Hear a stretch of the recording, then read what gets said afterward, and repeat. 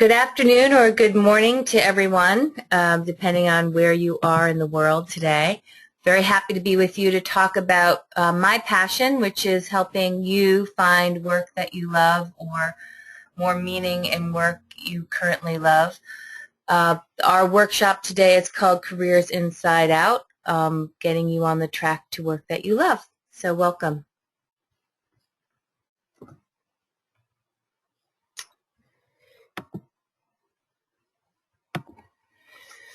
My name is Laurel Donnellan, and I am the founder of Careers Inside Out and also Bright Livelihoods, calling from Dallas, Texas today. Today's program, we're going to introduce you to the Careers Inside Out method, which is a 12-part practice and principle method that all of our programs are based on, and I hope that can help you get on the right track.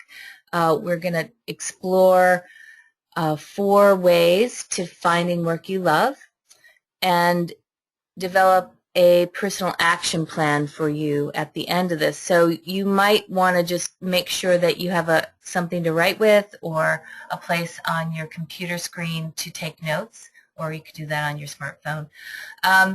Really want to encourage you to ask questions. There is a section on your panel on the bottom of the panel for the GoToWebinar software where you can ask me questions. If I don't get to them during the event, I will get to them at the end, and we have plenty of time for that. You can ask me questions about the material that I'm presenting to you or anything else you're struggling with or have a question about regarding your career and the material that I'm showing you.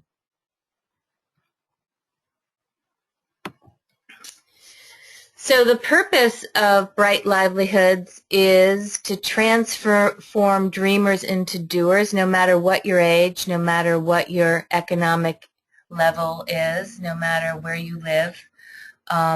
We've worked with people from 14 to 76 so far, and we have particular programs for different age groups. We're going to focus on adults today. So helping you get real clarity around your dreams and making those into reality so that they can have more meaning for you, so you can focus on how to better yourselves, your family, and your community. This is our method. This is the work that I've done over the last 15 years in helping people find work that they love. The foundation of all of our programs, and I'm going to give you an overview of it today so that you can take what is useful to you. We believe that you have to go on a journey, not unlike a Native American vision quest, to going deeper into yourself so that you can go out in the world and do your work. And our method has 3 different parts. The first is reviewing your past, so you learn from your past and that you're very connected to your present. The second piece is being present and being your most authentic self, both at home and at work. And the third part is pulling all this exploration together so that you can create a future that allows you to be your best self. In the first part, the past being connected, there's 4 practices and principles. The first is courage and being a visionary. So you really have to give yourself permission to go back to what do I want to be when I grow up, using your imagination and also your courage muscles to take actions around things that you want to explore. So courage and being a visionary is the foundation of all of our work.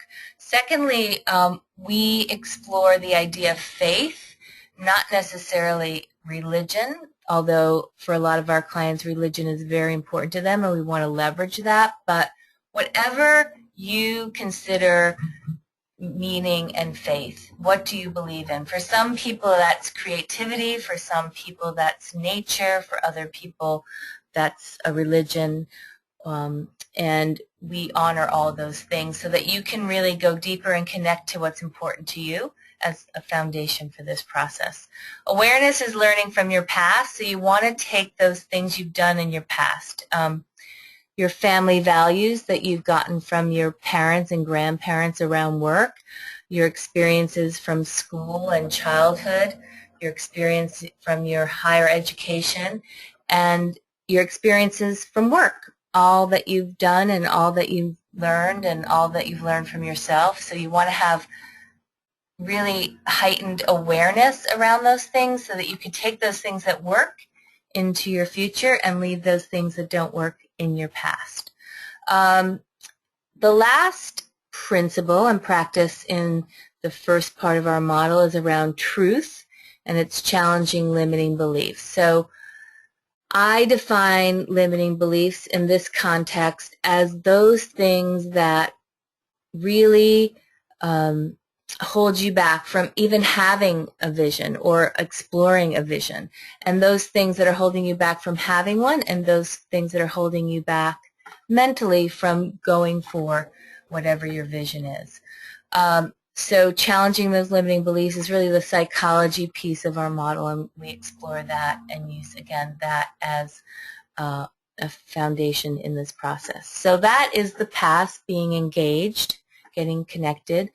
The present is about being your most authentic self, and we do that by exploring 4 areas. The first being balance, and that's loving yourself, paying attention to yourself, having a good foundation with both physical, not both, among these things. So we have physical, mental, emotional, and spiritual health. What are those things you're doing that is helping you be clear and healthy, and what are those things that might be what we call soul leaks that are distracting you?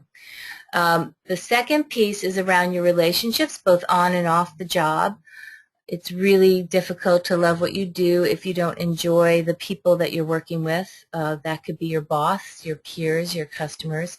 It's also really hard to enjoy what you do if it's having a cost in your personal life. Sometimes I work with people that don't have a personal life because they're working so much that they have to create a bigger life and create something outside of work so they're more balanced. So relationships, very, very important. The third piece of this being present and exploring your wholeness and exploring your authenticity has to do with money. I don't believe do what you love and the money will follow. I know lots of people that love what they do and haven't figured out how to make a sustainable income from it. So we explore your values around money, your needs around money, your ideas around money, and your lifestyle so that you can come from a strong foundation when you get to the part around exploring what is going to work for you in the world of work in your professional life. The last principle and practice is really the core of what we do here at Bright Livelihoods. It's authenticity, and it's finding and develop your passions. So we define passions as 4 different areas. The first being, what are you curious about? What are you interested in? What are those disciplines that you like to study? What do you like to read about? So what are your interests? The second piece is, what are your talents? And I define talents differently than skills. You could be good at a lot of things that don't give you energy, and that can be a trap. So talents are those things that when you're doing them, you get energy back. There's probably talents you have that you know about that you wouldn't necessarily give up. And for some of our clients, it's about discovering new talents and experimenting with what you could enjoy in your future. So, and what you could master in the future. So that's talents. The third piece is around your style. So what do you bring to work and what do you need to express at work that is different than your talents? It could be, for example, a sense of humor. It could be a sense of meaning. It could be, you like to bring productivity and order. So what is your style outside of talents? And the last piece is, what do you need to be at work already? For some of my clients, they need to have a really organized, clean environment. They actually enjoy the corporate environment. the collaboration. For other clients, they enjoy working from home. Some clients need a lot of noise and action and interaction. Other clients need quiet. So what do you need at work? What do you need to be there at work already before you get there? So that's the environment piece. So that's the real core of what we do. And then the last piece of this, future being your best, translates all of this information into a practical action plan for moving forward towards work you love. The first piece of that is really to explore all your options. So to be creative, play with possibilities, do a lot of research on what you can do in the future. I'm going to explore that a little bit later, giving you some options for that. Integrity is about claiming a purpose, and integrity is really about why are you working. Are you working to send your kids to college? That's a very honorable purpose. And for other people, it's maybe about expressing themselves creatively, and for other people it might be both, sending their kids to college and expressing themselves creatively. For others, developing leadership skills is their purpose.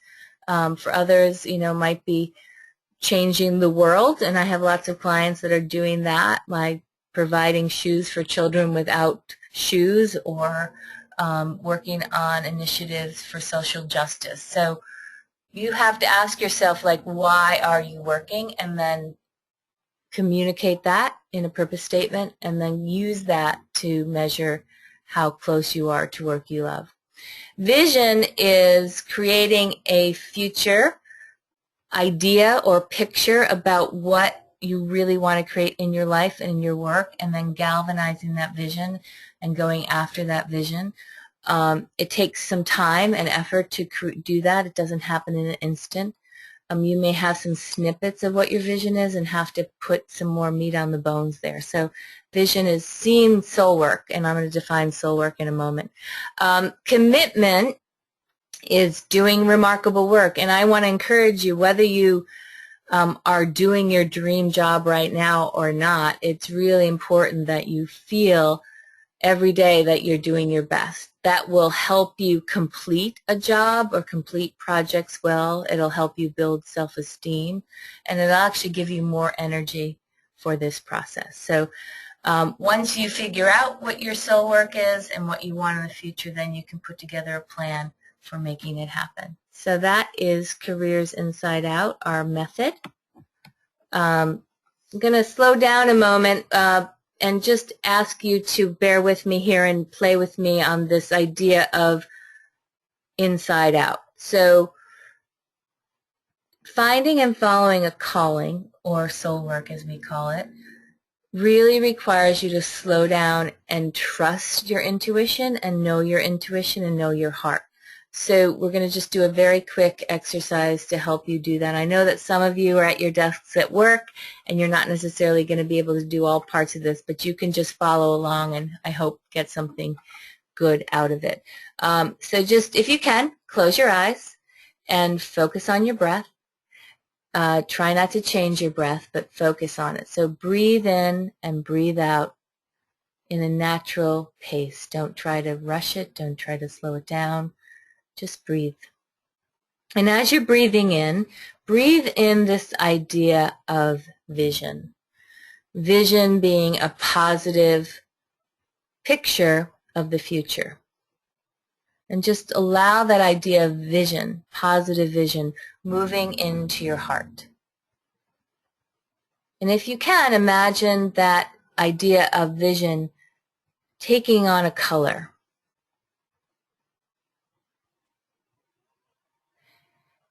This also just helps your imagination. So taking on a color and then moving that energy and that color and that idea of vision into your body. So into your solar plexus, into your abdomen, into your thighs, into your knees, down through your legs, through your calves, into your feet, and moving that energy into the floor beneath you and then into the earth.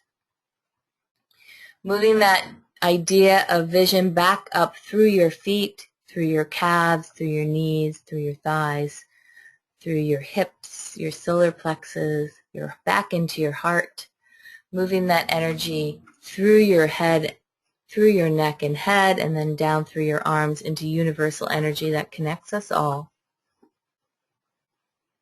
Keep breathing. If you get lost, keep breathing.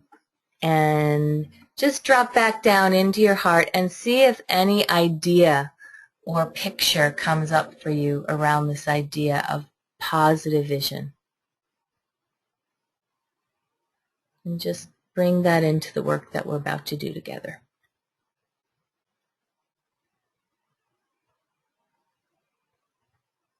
And if you didn't get anything, that's okay. This is a practice that we encourage our friends and clients to do, and the idea is to slow down your brainwaves and increase your imagination. Sometimes visualizations don't work for people, and I encourage you to find your own way of visioning. It might be sitting on a rock in nature or sitting on a park bench in a city, but this work does require you to get back in touch with your body and your spirit in a way that's meaningful to you.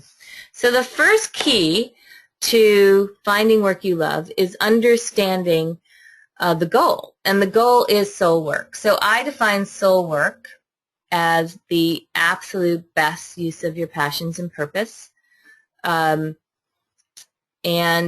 unremarkable work is not sustainable. Some of you might be doing unremarkable work now, so it's not a sustainable place to be. It could be draining your energy, and it could be also not helping you build economically. So unremarkable work is work that drains you, and that's represented by the rain here. What we want to help you get to immediately, if we can, is more remarkable work. So remarkable work is work that is sustainable, and there's two types of work underneath that umbrella: bridge work and soul work. So soul work is the goal. It's finding that thing that really excites you and energizes you and helps you on your path to more meaning and happiness. And sometimes soul work is a hobby. You know, sometimes it's being in a dad band or being a gardener or volunteering at a hospital, and that's really, really what lights you up. And sometimes it doesn't pay. Ideally, we'd like to help you find something that is soul work and pays, and that's the long-term goal. In the shorter term, bridge work supports you on your path to finding and following your heart and finding soul work. So bridge work often, for example, pays the bills so you can go back to school to pursue what your love is, or allows you the economic stability while you discover how to create your skills that you need for your soul work. So figuring out soul work, having bridge work if you need it, but definitely moving from unremarkable work to remarkable work is the path we want to help you get on if you're not on it already.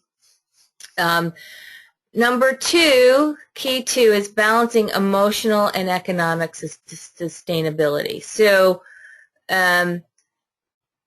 sometimes I work with people who are in quadrant one who love what they do but really struggle with economics, and that's not sustainable.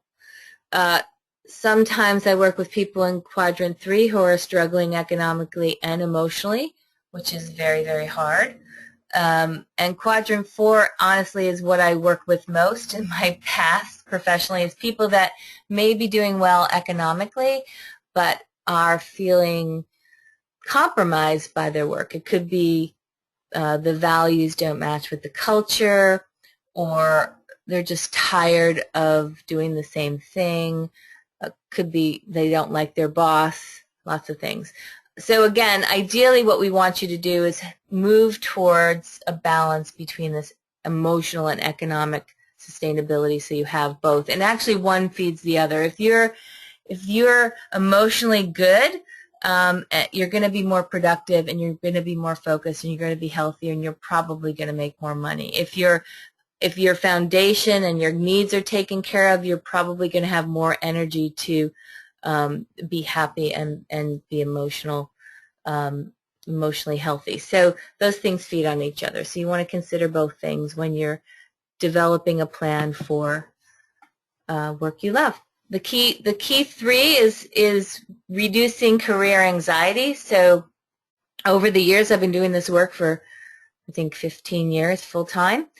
And before that, I was working in human resources. I'm finding there's more and more anxiety around work, not only in adults but in teenagers too. There's a lot of pressure, and there's a lot of change. You know, the workplace has changed, as all you know. So reducing anxiety so that you can make better decisions and do better work is important. So take care of basics, meaning are you sleeping enough? Are you drinking enough water? Are you eating well? It's important to talk to someone, whether you want to get a coach or do a program. Just talking to your spouse or your trusted friends about what you're going through is really, really important.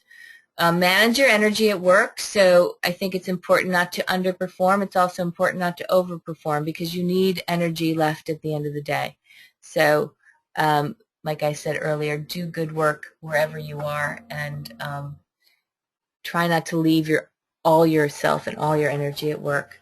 Do anything that raises your confidence. That could be, being a better mom, focusing in on your kids more. It could be, perhaps taking a class. It could be doing something athletic. So you may just want to think right now about what are maybe one or two things that I could do to raise my confidence, and jot those down for yourself. And I think the thing that I try to help adults do and remember, if you don't remember anything else from today, is actually put time aside to dream and vision and use your imagination. It's so important in creating career resilience. So take time to dream. The fourth practice is practicing what I call the 3 R's of Careers Inside Out. Number 1 is reflect and get centered, and we did a little bit of that with visioning, but for whatever it takes for you, it could be playing with your dog, it could be going to the park, it could be looking into the eyes of your children. So reflect and get centered. It's important. Research, really, really important. I think a lot of my clients have been in a certain industry or a certain job for such a long time, could be even a certain city, and their world has become very small. And if you're going to make a transition into work that you love, it's going to require you networking and maybe taking classes and interviewing people and having coffees. So research the choices, and if it sounds overwhelming, start locally. Find people that enjoy their work and take them to coffee. And then research. There's so many things out there. We're living in a time of challenge, but it's also a great time of opportunity around work. So expand your choices. And then the thing I hear most from people I've talked to that love their work is they often have taken actions before they were ready. So the 3rd R is resolve. So make a choice to start taking actions before you're ready. It could be, just going out and explore. I have so many clients that want to start their own business, and they don't necessarily have an idea. And I was told early on in my career to steal good ideas shamelessly. So look at what other businesses are doing in your areas of interest, or perhaps look into buying a franchise. You don't want to make risky, hasty decisions, but you do want to start exploring and taking actions before you're ready. So that's the 3 R's. And that's the 4 keys to work that you love. So here are 4 strategies to consider for your next career chapter. So I just want to focus in on you and what might be appealing to you. And there's 4 options here. So as I go through them, think about the one that resonates most to you. First, focus your job search on a culture fit. There's lots of jobs. You can spend a lot of time online, applying for jobs, speaking to those of you in a job search, and 70% of jobs, despite all this noise on the internet, are still found through other people and through direct connections to companies. So to narrow down your, I know you don't have, if you're working full-time, which probably most of you are, you don't have a ton of time to, apply for every job that's online. So consider your current job. What are those things that work for you? Maybe it's the size of your company, it's the type of work you're doing, it might be the team, it might be the leadership. Think about those things that are working. Think about those things that aren't working. So it might be, for example, the amount of hours you're working. Or it might be, you're a tech person and the company you're working for is so behind on technology. So what you want to think about are those attributes that are really important to you, and then look for companies that fit that culture.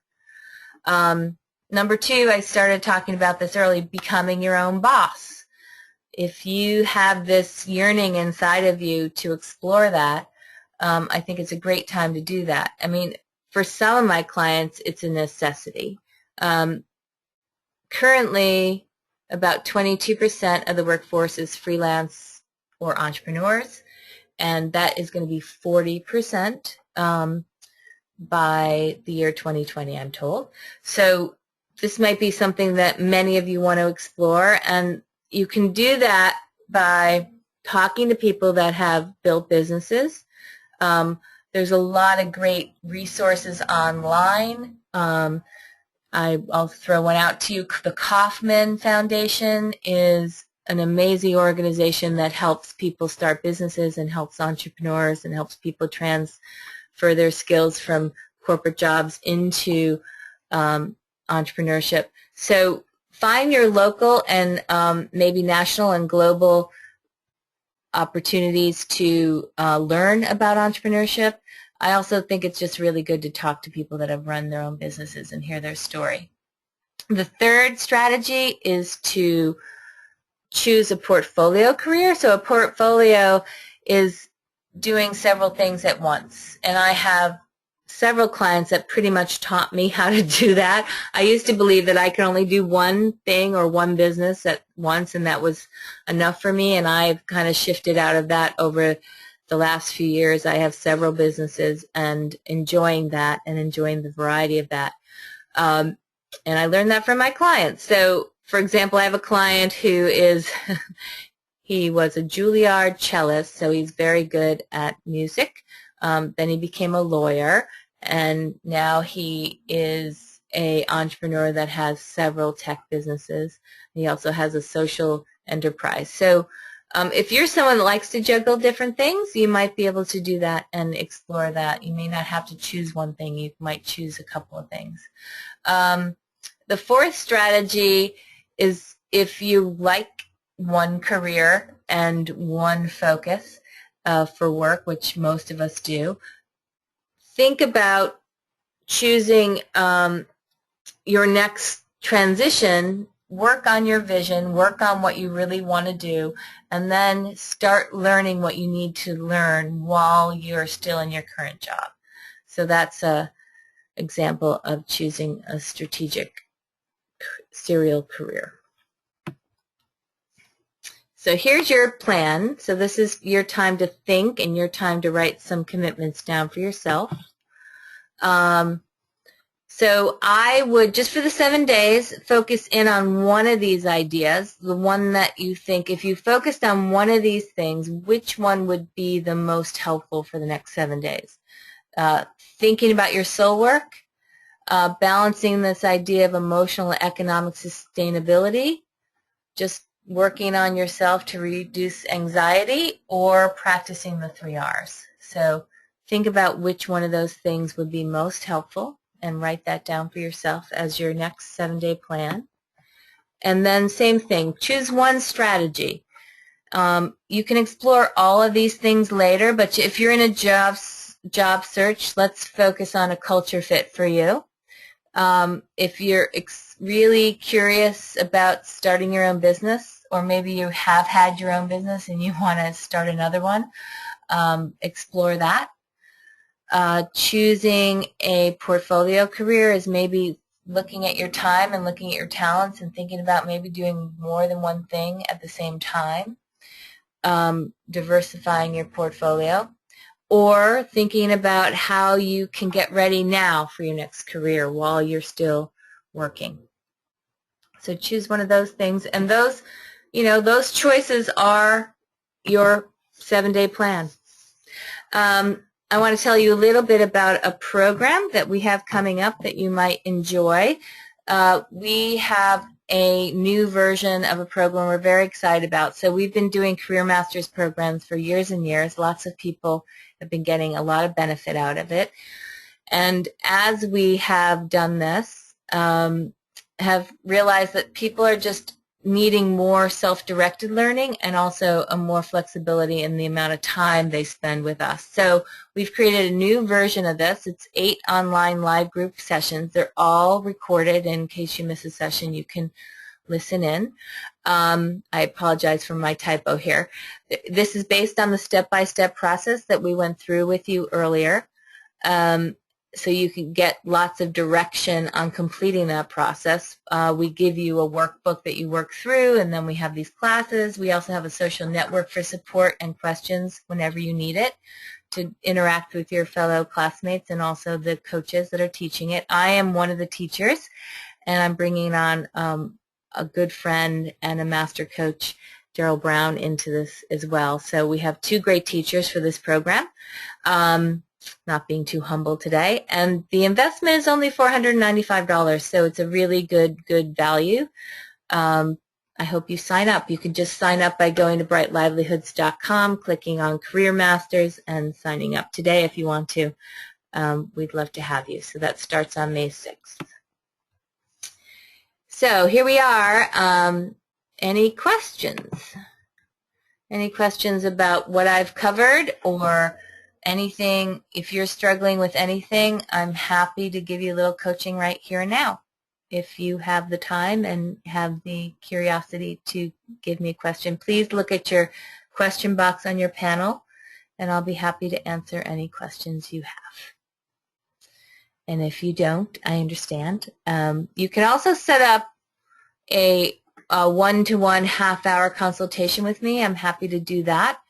I'll be sending you a follow-up email, and you can arrange that with me directly, or you can right now email me at laurel@brightlivelihoodz.com and set up a session with me. Happy to do that. No pressure. It's just a pleasure to talk to people about where they're at and offer that. So in addition to the big classes that we run that are going to start in May, we also do one-to-one work, and I have many coaches that work with me, and we match you to your best coach, and that's also an option. So lots of options.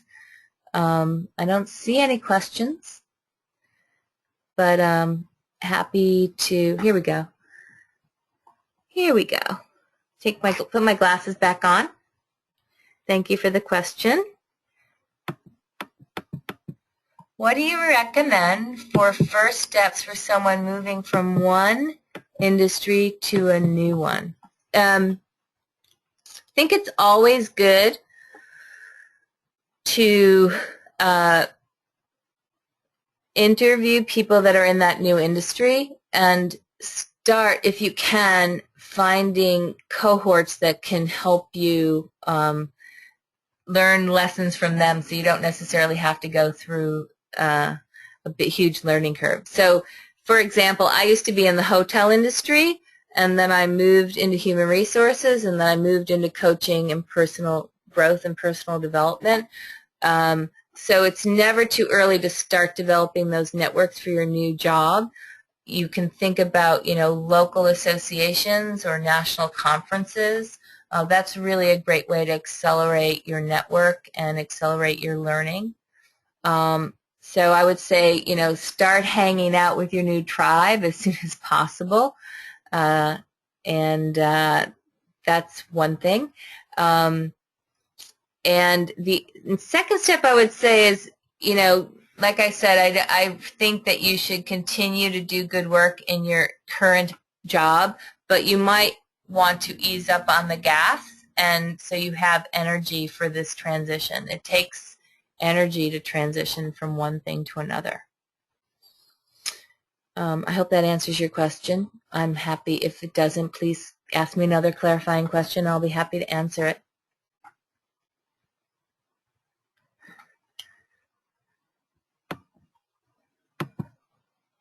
I got a thank you, so I think we're good. Any other questions? You can ask about anything. You can ask about, anything you're curious about. I see people are still hanging out with me, so if you have a question, please answer. Please feel free to ask it. If you're more comfortable talking to me one-to-one, happy to do that as well. So I'll give you another minute, and I'll wish you a really great day. Thank you for spending some time with me, and I hope we get to see or interact with you soon. Be well. Bye-bye.